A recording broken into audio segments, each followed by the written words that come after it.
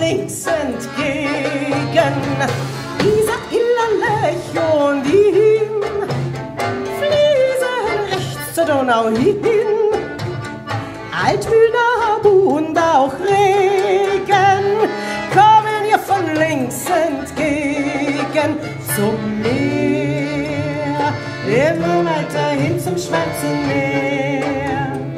Ja, da zieht's die Donau so sehr, immer weiter hin zum Schwarzen Meer.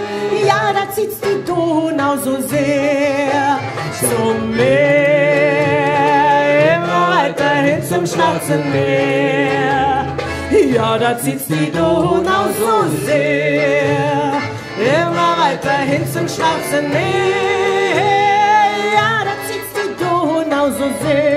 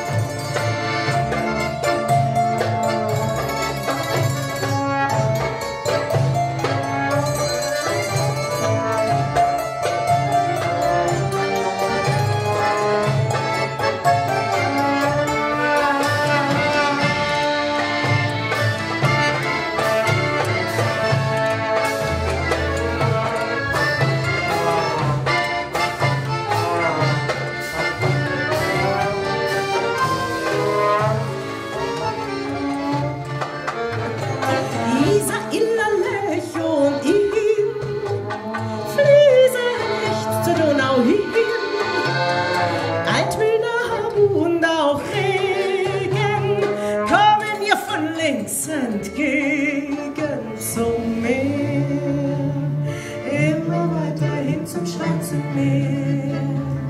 Ja, da zieht's die Donau so sehr, immer weiter hin zum Schwarzen Meer. Ja, da zieht's die Donau so sehr zum Meer.